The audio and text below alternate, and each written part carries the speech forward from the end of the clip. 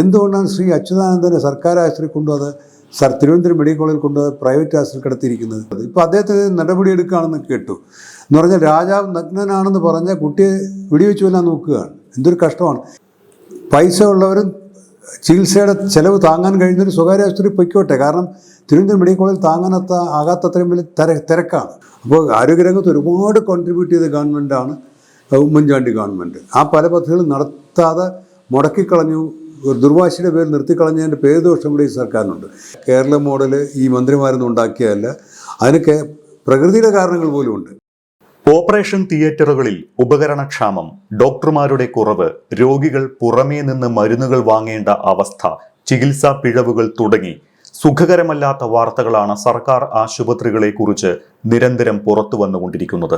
ഇതിനിടെയാണ് തിരുവനന്തപുരം മെഡിക്കൽ കോളേജിൽ ഉപകരണങ്ങളില്ലാതെ ശസ്ത്രക്രിയകൾ മുടങ്ങിയെന്ന യൂറോളജി വിഭാഗം വകുപ്പ് മേധാവിയുടെ വെളിപ്പെടുത്തൽ കൂടി പുറത്തുവരുന്നത്. വികസിത നവകേരളത്തെക്കുറിച്ച് അതിരുവിട്ട അവകാശവാദങ്ങളുടെ പുരപ്പുറത്ത് കയറി മനുഷ്യപ്പറ്റും സത്യസന്ധതയുമുള്ള ഒരു ഡോക്ടർ ഉറക്കെ നിലവിളിക്കുന്നു, നമ്മുടെ ആതുര സേവന മേഖല ICUവിലാണ് എന്ന്. അതീവ ഗുരുതരമായ സാഹചര്യമാണോ നമ്മുടെ ആരോഗ്യമേഖല നേരിടുന്നത് എന്ന വിഷയമാണ് ചർച്ച ചെയ്യുന്നത്. ആരോഗ്യ വിദഗ്ധൻ ഡോക്ടർ SS ലാൽ സാറാണ് ഒപ്പമുള്ളത്. സാർ, ആദ്യം തന്നെ എന്നെ ചോദ്യവും ഇത് തന്നെയാണ്. നമ്മുടെ ആരോഗ്യമേഖല, കേരളത്തിന്റെ ആരോഗ്യമേഖല ഗുരുതരമായ സാഹചര്യത്തിലൂടെയാണോ കടന്നു പോകുന്നത്? നമ്മുടെ കേരളത്തിൻ്റെ ആരോഗ്യമേഖല വളരെ നാളുകളായിട്ട് വളരെ ഗുരുതരമായ സാഹചര്യങ്ങളിലൂടെ കടന്നു പോവുകയാണ്. വളരെ മോശം അവസ്ഥയാണ്. ഒരുപാട് കാരണങ്ങളുണ്ട്. പക്ഷേ അടിയന്തരമായി പരിഹരിക്കേണ്ട പ്രശ്നങ്ങൾ ഒരുപാട് നാളുകളായിട്ട് പരിഹരിക്കപ്പെടാതെ കിടക്കുകയാണ്. കേരളത്തിലെ ആരോഗ്യമന്ത്രിമാർ ആയിരുന്നവരൊക്കെ ചമയുന്നൊരു മേനിയുണ്ട്. കേരളം മികച്ചതാണ്, ആരോഗ്യമേഖല 1ാം സ്ഥാനത്താണ് എന്നൊക്കെ. PK ശ്രീമതിയും KK ശൈലജയും മാത്രമല്ല, വീണ ജോർജും ഇങ്ങനെയാണ് വീമ്പടിക്കുന്നത്. ശരിക്കും നമ്മൾ ആരോഗ്യരംഗത്ത് മികച്ചതല്ലേ? ഇപ്പോൾ കേരളത്തിൽ ആരോഗ്യരംഗത്ത് ഒരുപാട് മേന്മകളുണ്ട്. കേരളം പല കാര്യങ്ങളിലും 1ാം സ്ഥാനമാണ്, പലതിലും 1ാം സ്ഥാനം ആയിരുന്നു നേരത്തെയൊക്കെ.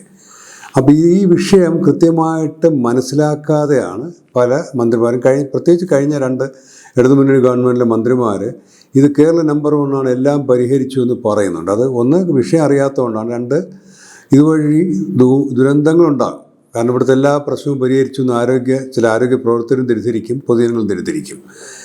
കേരളം പല കാര്യങ്ങളിലും മുന്നിലാണ്. ഇപ്പോൾ വിദ്യാഭ്യാസ രംഗത്ത്, സാമൂഹ്യ രംഗത്ത്. ഇപ്പോൾ കേരള മോഡൽ ആരോഗ്യരംഗത്ത് അത് 70കളിലൊക്കെ തന്നെ ഇതിനെപ്പറ്റി സംഭാഷണം ഉണ്ടായിട്ടുണ്ട്, 80കളിലൊക്കെ. പക്ഷേ കഴിഞ്ഞ 2 ആരോഗ്യമന്ത്രിമാർ ശ്രമിക്കുന്നതെന്ന് പറഞ്ഞു കഴിഞ്ഞാൽ അവരെന്തോ കൊണ്ടുവന്നൊരു പുതിയ മോഡലാണ് കേരള മോഡൽ. അങ്ങനല്ല. കേരളത്തിൻ്റെ ആരോഗ്യ മോഡൽ എന്ന് പറയുന്നത് പൊതുവെ സാമ്പത്തികമായി പിന്നോക്കം നിൽക്കുന്നൊരു പ്രദേശത്ത് മെച്ചപ്പെട്ട ആരോഗ്യ സൂചികകൾ കാണുന്നതിനെ പറ്റിയാണ്. ഇതിനെപ്പറ്റി 10-40 വർഷമായിട്ട് ചർച്ചയാണ്. അല്ല, പുതിയ ഗവൺമെൻറ് കൊണ്ടുവന്നൊരു മോഡലും ഇല്ല. അപ്പോൾ അതൊന്ന്. പിന്നെ 1ാം നമ്പർ എന്ന് പറയുന്നത് സ്വാതന്ത്ര്യം കിട്ടുന്നതിന് മുമ്പേ കേരളം പല കാര്യത്തിലും 1ാം നമ്പറാണ്. ഉദാഹരണത്തിന് നമ്മുടെ ആയുർദൈർഘ്യം, ഒരു നാടിൻ്റെ ആരോഗ്യം നോക്കുന്നതിൽ പ്രധാന കാര്യം ആയുർദൈർഘ്യമാണ്. ആയുർദൈർഘ്യം നമ്മൾ വളരെ മുന്നിലാണ്, മറ്റ് സംസ്ഥാനങ്ങളെക്കാൾ സ്വാതന്ത്ര്യം കിട്ടുന്നതിന് മുന്നിലാണ്. പിന്നെ ശിശു മരണനിരക്ക്, മാതൃമരണനിരക്ക്, ഇതൊക്കെ നോക്കുമ്പോഴൊക്കെ നമ്മൾ കേരളം മറ്റ് സംസ്ഥാനങ്ങളെക്കാൾ മുന്നിലാണ്. അപ്പോൾ ആയുർദൈർഘ്യവും ശിശുമരണനിരക്ക്, മാതൃമരണനിരക്ക് ഇതൊക്കെ വരുമ്പോൾ കേരളം മറ്റ് സംസ്ഥാനങ്ങളെക്കാൾ മുന്നിലാണെന്ന് പറഞ്ഞു കഴിഞ്ഞാൽ ഇന്ത്യയിലെ മറ്റ് സംസ്ഥാനങ്ങളെക്കാൾ മുന്നിലാണെന്നാണ്. അവയൊക്കെ പലതും വളരെ പിന്നോക്കം നിൽക്കുന്ന സംസ്ഥാനങ്ങളാണ്. മാത്രമല്ല, ഇതിലൊക്കെ നമ്മൾ മുന്നിലായെന്ന് പറഞ്ഞാൽ നമുക്ക് വേറെ ഇനി ഒരു പ്രശ്നവുമില്ല, ആരോഗ്യ പ്രശ്നങ്ങളും ബാക്കിയില്ല എന്ന അർത്ഥവുമില്ല. ഇതാണ് തിരിച്ചറിയേണ്ടത്. പിന്നെ ആയുർദൈർഘ്യത്തിൻ്റെ കാര്യം പറയുമ്പോൾ നമ്മൾ കേരളത്തിലെ വനിതകളുടെ ആയുർദൈർഘ്യം അമേരിക്കയിലെ വനിതകളുടെ ആയുർദൈർഘ്യത്തിൽ തുല്യമാണെന്ന് പറയാറുണ്ട്.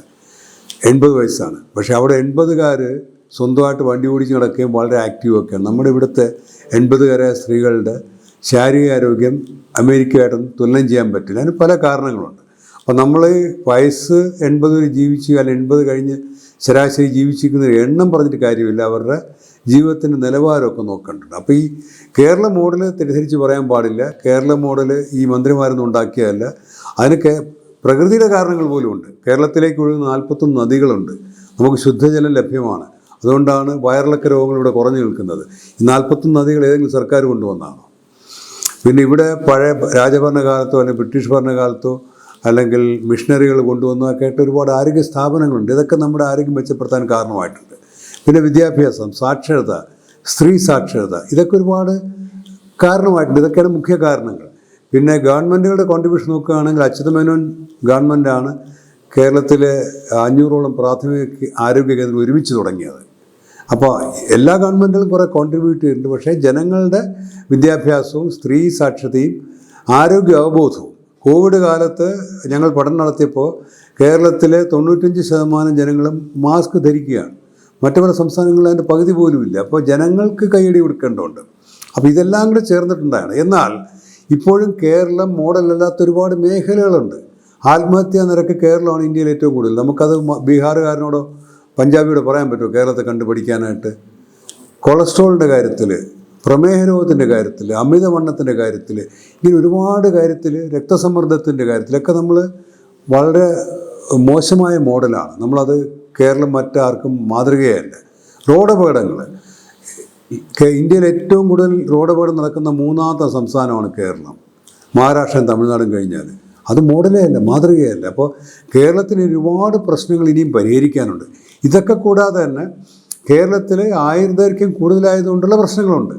ആയുർദൈർഘ്യം കൂടുതലാകുമ്പോഴാണ് ജീവിതശൈലി രോഗങ്ങളും, അതാണ് നമ്മൾ ക്യാൻസറും ഡയബറ്റീസും പ്രമേഹമൊക്കെ ഒരുപാട് നമ്മുടെ രക്തസമ്മർദ്ദമൊക്കെ ഒരുപാട് കാണുന്നത്.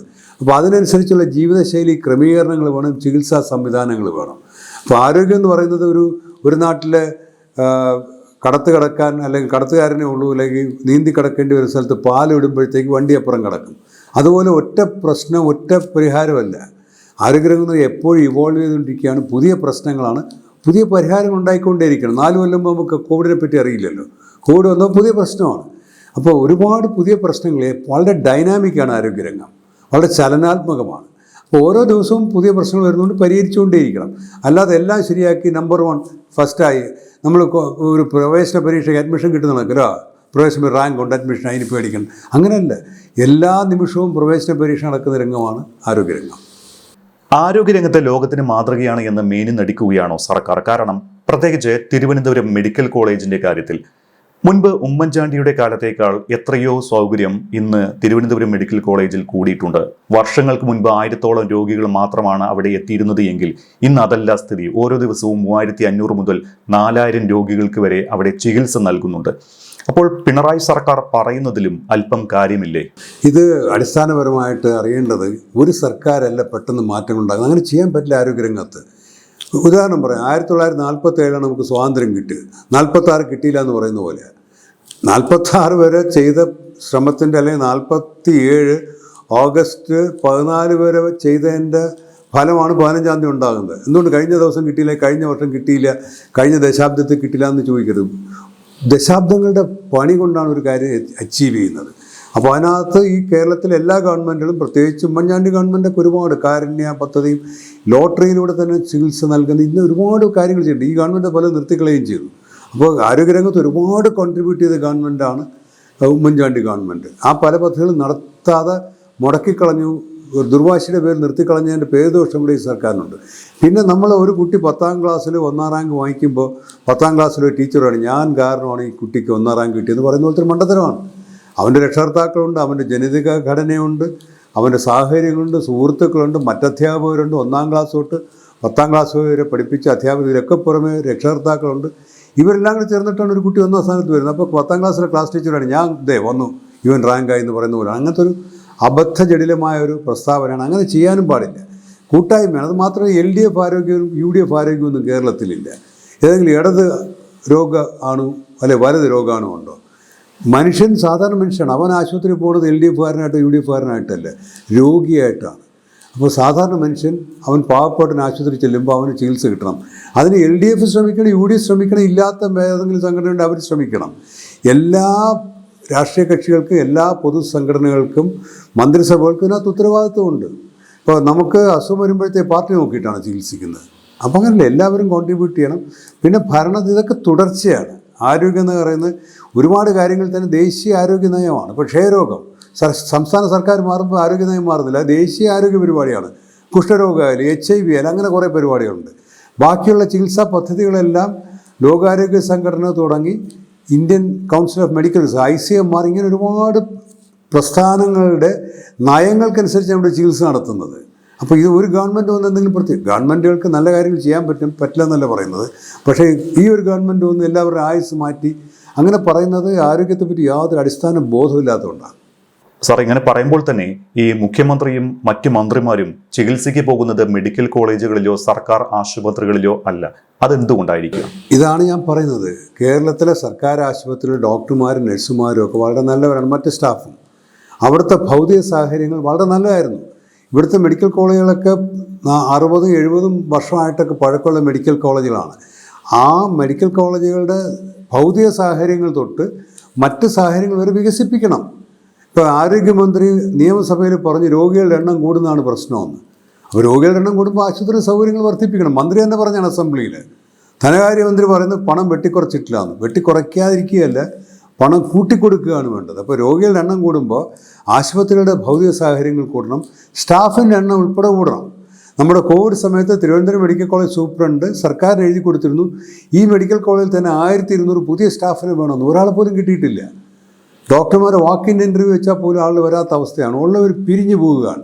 അപ്പോൾ ഉള്ളവർക്ക് ജോലിഭാരം താങ്ങാൻ കഴിയുന്നില്ല. രോഗികളുടെ എണ്ണം കൂടിക്കൊണ്ടിരിക്കുന്നു.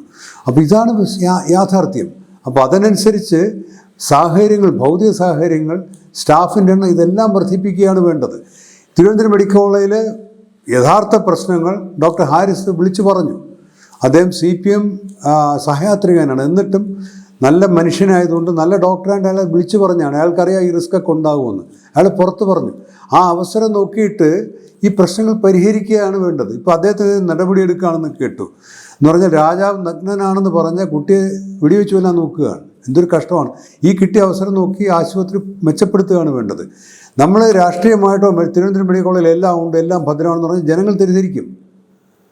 പൈസ ഉള്ളവരും ചികിത്സയുടെ ചിലവ് താങ്ങാൻ കഴിയുന്നൊരു സ്വകാര്യ ആശുപത്രി പൊയ്ക്കോട്ടെ. കാരണം തിരുവനന്തപുരം മെഡിക്കൽ കോളേജിൽ ആകാത്തത്രയും വലിയ തിരക്കാണ്. ഇനി അവിടെ എല്ലാം ഉണ്ടെങ്കിൽ ഞാൻ ആ ചോദ്യം 2 ദിവസമായിട്ട് ആ ചോദ്യം ചോദിക്കുകയാണ്. എന്തുകൊണ്ടാണ് ശ്രീ അച്യുതാനന്ദനെ സർക്കാർ ആശുപത്രി കൊണ്ടുപോകാതെ തിരുവനന്തപുരം മെഡിക്കൽ കോളേജിൽ കൊണ്ടുപോകാതെ പ്രൈവറ്റ് ആശുപത്രി കിടത്തിയിരിക്കുന്നത്? എനിക്കറിയാം, എൻ്റെ ക്ലാസ്മേറ്റ്സാണ് പല ഡിപ്പാർട്ട്മെൻറ്റിൻ്റെയും പ്രൊഫസർമാരും ഹെഡ്മാരും. ഏറ്റവും വിദഗ്ധരാണ്. അവിടെയാണ് എനിക്കിപ്പോൾ ഒരു അപകടം പറ്റി. ഞാൻ 2 ദിവസമായിട്ട് ഞാനും സ്വകാര്യ ആശുപത്രിയിലാണ് ചികിത്സ എടുക്കുന്നത്. കാരണം മറ്റിടത്ത് പോയി കഴിഞ്ഞാൽ ഒരു സൗകര്യങ്ങളില്ല, ബാത്റൂം സൗകര്യങ്ങളില്ല, തിരക്കാണ്. ഒരു പാവപ്പെട്ട രോഗിക്ക് ഞാൻ തടസ്സമാകുകയും ഞാനും സ്വകാര്യ ആശുപത്രിയിലാണ് പോയത്.